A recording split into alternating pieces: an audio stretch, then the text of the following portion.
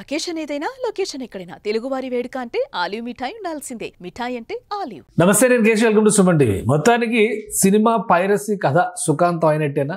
ఎక్కడ ఉంటారో తెలియదు, ఎవరు పైరసీ చేస్తున్నారో తెలియదు, కానీ ఇంతకాలం సినిమా పరిశ్రమను వెంటాడినటువంటి పెనుభూతం ఇది.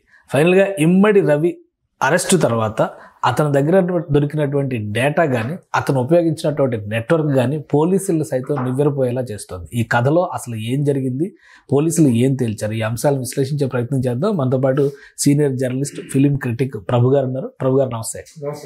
మొత్తానికి ఛాలెంజ్ విసిరాడు, పోలీసులు కూడా పట్టుకోలేరు నన్ను, ఏదో పుష్ప 2 సినిమాలో పట్టుకోరా అని సవాల్ విసిరినట్టుగా ఈయన కూడా పట్టుకోరా అని సవాల్ విసిరాడు. పట్టుకున్నారు, అంతా డేటా అంతా తీశారు. ఇప్పుడు సినిమా ఇండస్ట్రీ ప్రముఖుల్ని పిలిచి కూడా సిపి డిస్కషన్ చేశారు. మొత్తం అంతా స్టోరీ ఎండింగ్కి వచ్చేసింది అని. సో అయిపోయినట్టేనా పైరసీ భూతం? ఒక విధంగా కటకటాల్లోకి వెళ్ళిపోయినట్టేనా?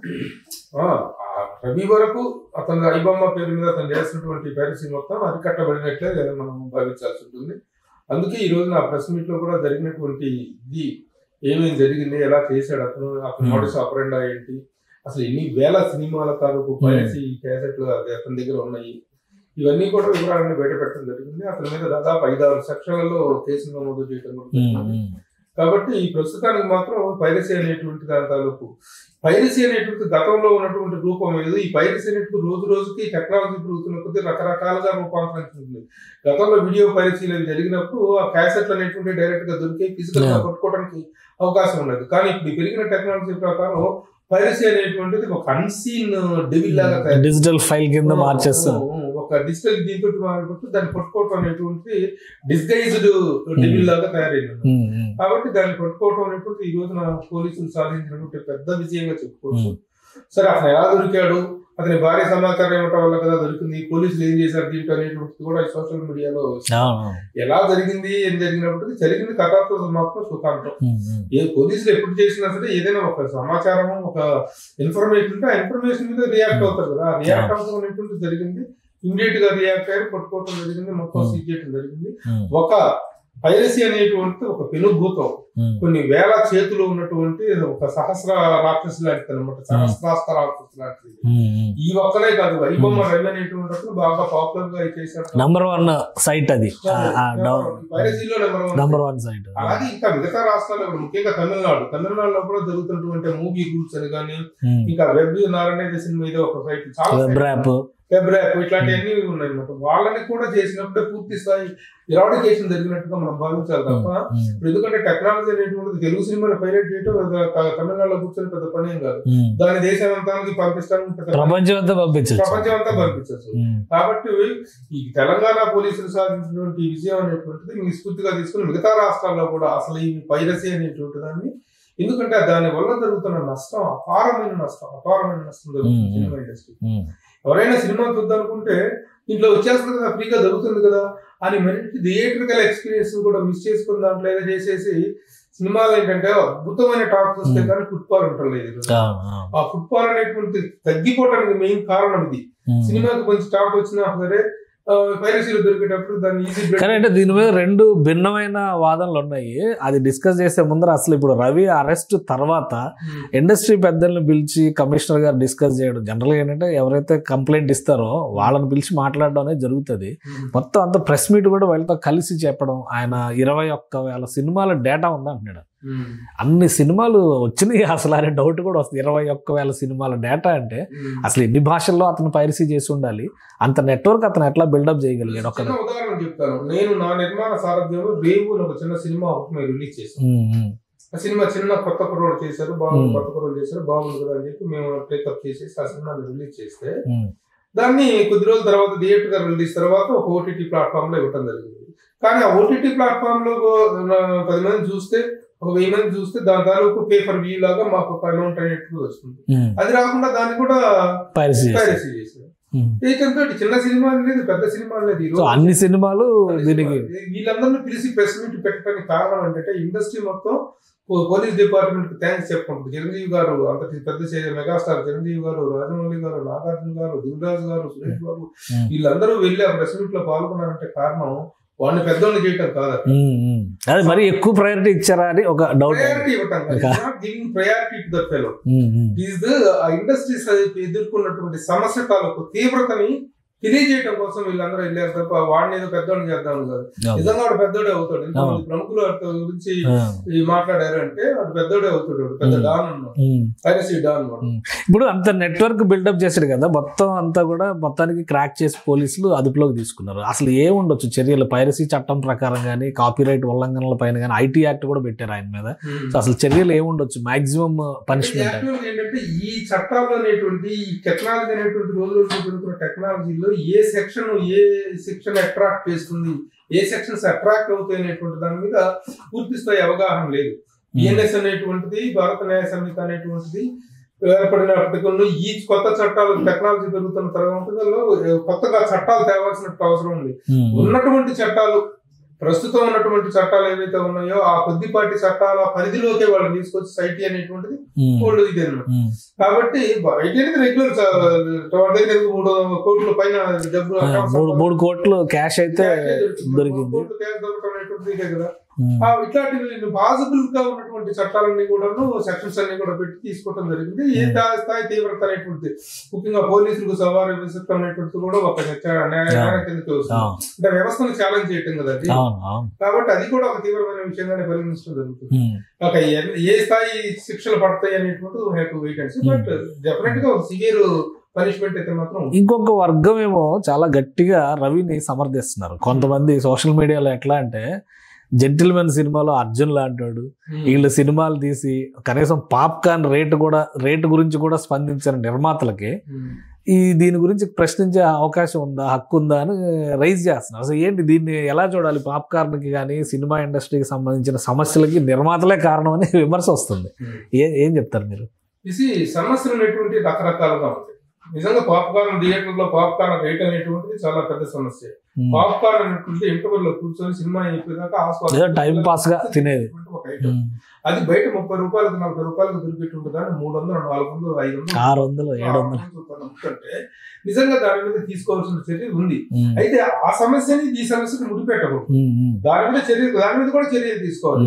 ఇదే చిరంజీవి గారు, ఇదే నాగార్జున గారు, ఇదే రాజమౌళి గారు, ఈ స్థాయి వ్యక్తులందరూ కూడా థియేటర్ లో పాప్కార్న్, ఎందుకంటే థియేటర్ లో ఫుట్బాల్ తగ్గిపోతుందని చెప్పేసి మనందరం అసలు వెళ్ళింది పైరసీ కంటే దీని వల్లనే ఫ్యామిలీలు వెళ్ళడం మానేసి దీని గురించి మెయిన్ కారణం ఉంటుంది. 40 రూపాయలు మరి ఎవరు నియంత్రించాలి? ఇప్పుడు సోషల్ మీడియాలోనే ఒక క్వశ్చన్ రైజ్ అయింది. అతను ఇల్లీగల్ గా చేస్తున్నాడు కాబట్టి ఎక్కడున్నాడు ఏంటి పట్టుకుని ట్రేస్ చేయడానికి ఇంత సమస్య పట్టింది.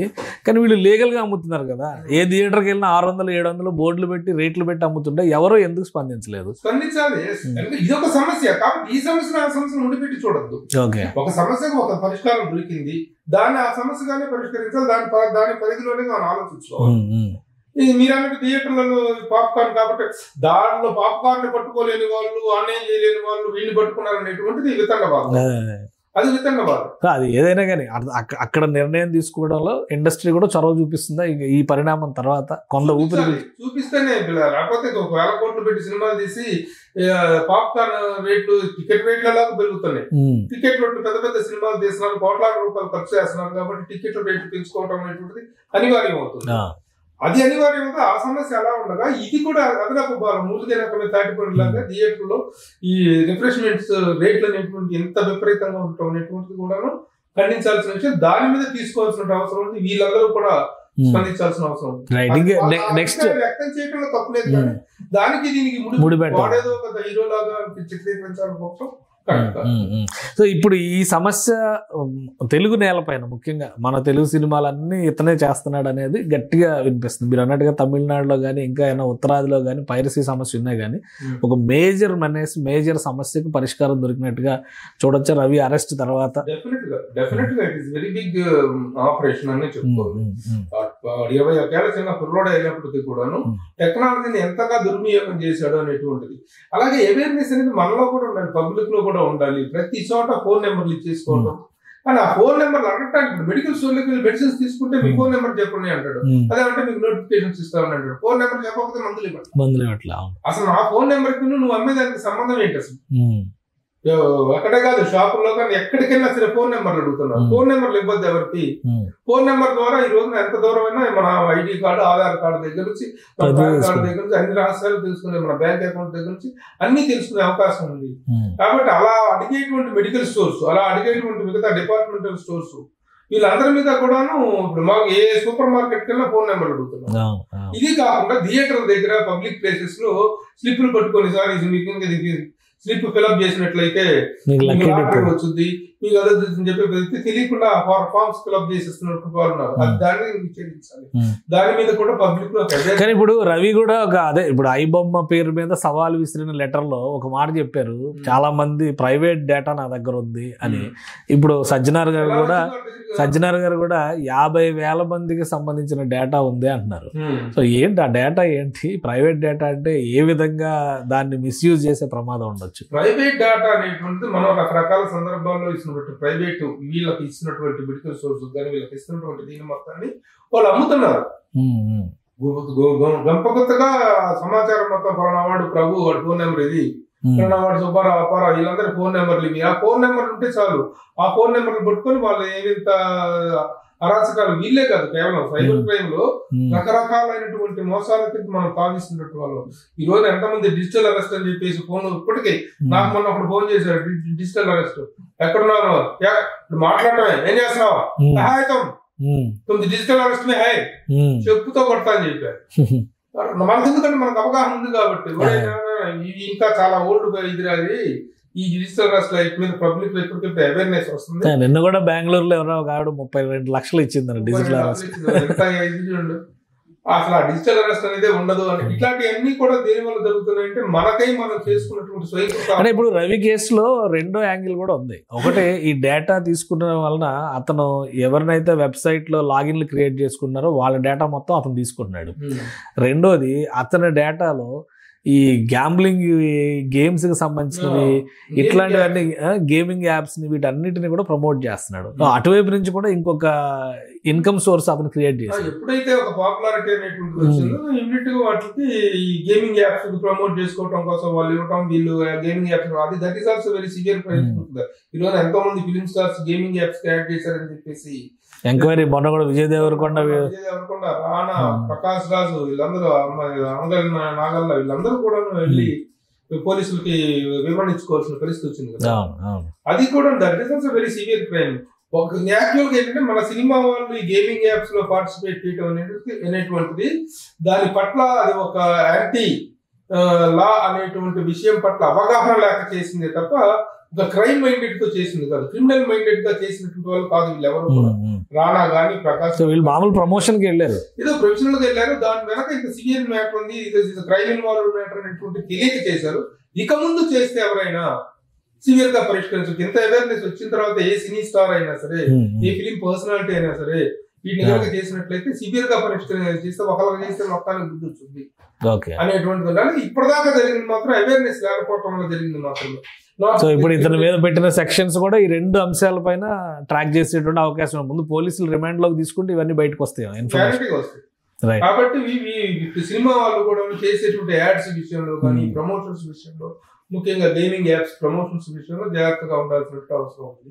రైట్, థ్యాంక్ యూ ప్రభు గారు విశ్లేషణ అందించడం. ఇది ఐబొమ్మ ఇమ్మడి రవి అరెస్ట్ తర్వాత సినిమా పరిశ్రమ ఊపిరి పీల్చుకునే పరిస్థితి ఉంది. అలానే ఇంకా కొన్ని వెబ్సైట్లు కొంతమంది కొన్ని ప్రాంతాల నుంచి ఆపరేట్ చేస్తున్నటువంటి విధానం మాత్రం సినిమా పరిశ్రమను ఇంకా ఇబ్బంది పెట్టేదే అంటున్నారు.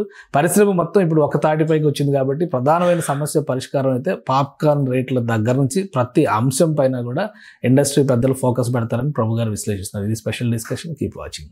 సుమన్ టీవీలో మీ పర్సనల్ అండ్ బిజినెస్ ప్రమోషన్స్ కోసం కింది నెంబర్కి కాంటాక్ట్ చేయండి.